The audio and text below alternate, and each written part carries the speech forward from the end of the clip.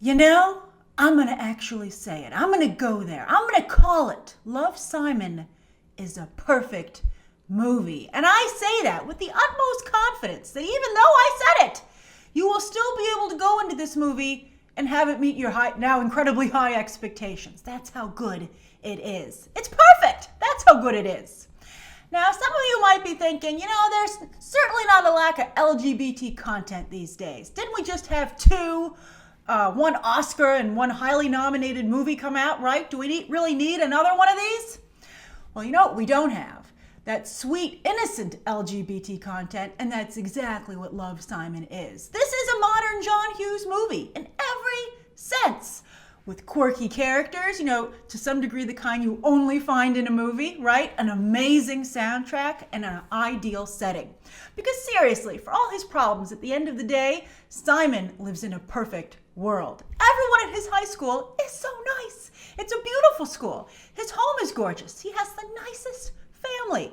It's incredible. But I have to say though, at the same time, it does have a very modern and authentic feel to it. It's a little bit like, I think similar to Spider-Man Homecoming. Yes, I think that's the last time, as I said there, that very much I think mirrored what you see like on social media. Love, Simon and Spider-Man Homecoming are ripped from the tweets of today. But boy, this is an even sweeter movie. It's so wonderful. And I think it's a gift, speaking of wonderful, that Greg Berlanti, of all people, Mr. CW, has given LGBT youth a fantasy to call their own. Now, on that note, we have to talk about something important, and I think it's a tad irresponsible that the movie doesn't prepare for this and try to head this potential problem off. Now, if you're a member of the LGBT community and you happen to be closeted, I can very easily see you getting swept up in Love, Simon and saying, I'm going to come out of the closet too, right? But please realize that this is a fantasy. It's a movie. So if you decide, if Love, Simon inspires you to come out, fabulous.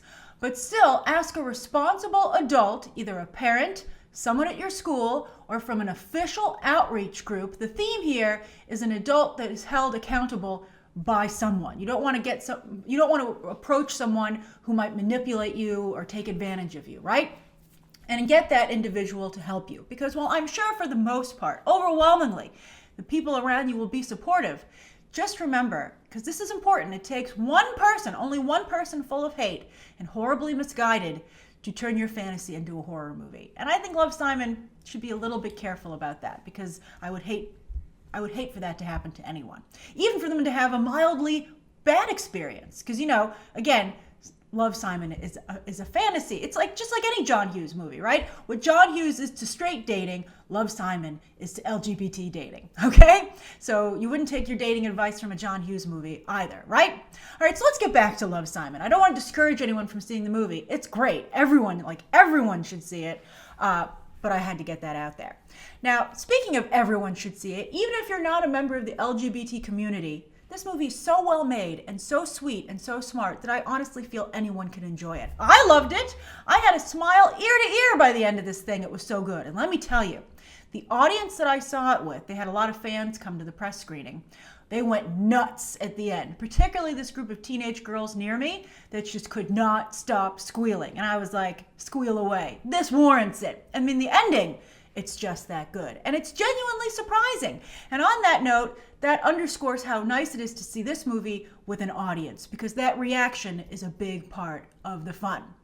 Now, one of the biggest strong points of this movie is the casting. Everyone is a standout, down to the smallest roles. You're like, where'd you find that person? And where'd you find that person? Oh, I love them.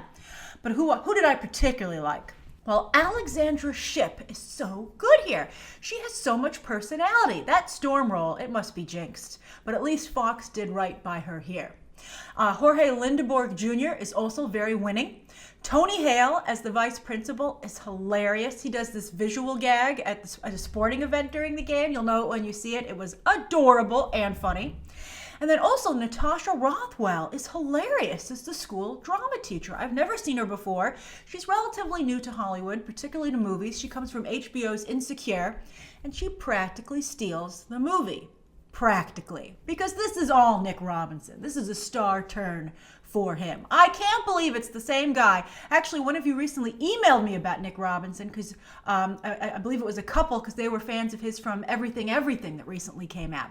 But all I know him from is Jurassic World, where I watched the movie, first of all, being very angry that he and his brother were in it. The actor who played his brother were even in it. But then I was like, would it kill you to be nice to your brother for like 2 minutes? Come on.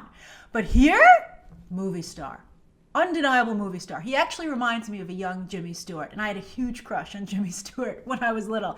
And if you've ever seen a Jimmy Stewart romantic movie, heck, even It's a Wonderful Life, you know what I'm talking about. And he actually has a little bit of a George Bailey quality here, Nick Robinson Simon, and that he's just such a wonderful guy. He doesn't talk like Jimmy Stewart. You might at first be like, what are you talking about? He doesn't sound anything like Jimmy Stewart. I'm not talking about his voice inflection. I'm talking about the image he projects. And a big part of what makes Simon admirable is that despite all his fears, he goes for it. And I hope he inspires everyone in that way too. Now you might be like, Grace, isn't this a movie about someone who's in the closet and doesn't want to come out? What do you mean he goes for it? Well, I think that that's part of the message of the movie, that deep down Simon is a leader. And for him to realize his full potential, he has to embrace his full self. And in fact, Jennifer Garner, as his mother, has a really nice speech about that towards the end of the film. That's like the whole reason she's in the movie, to deliver that speech. And deliver it she does. And again, I think this is something else that everyone can relate to. To reach your full potential, you have to love your full self. Great stuff.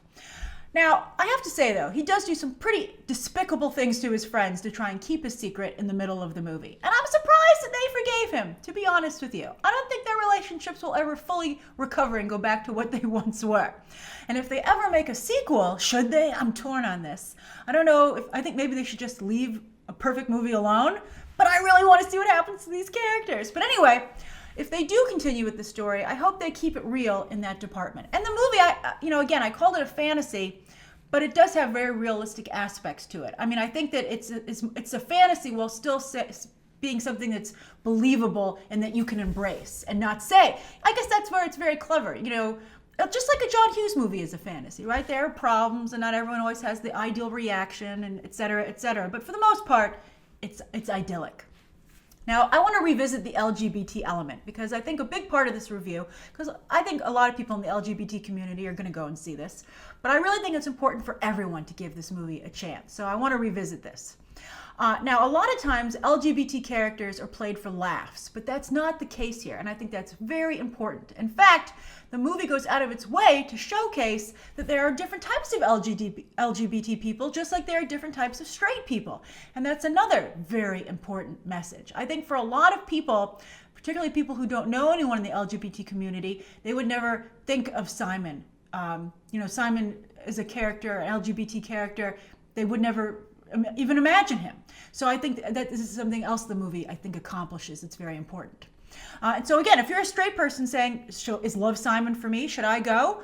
Again, I enjoyed it immensely. And if you like John Hughes movies, and really, who doesn't like John Hughes movies?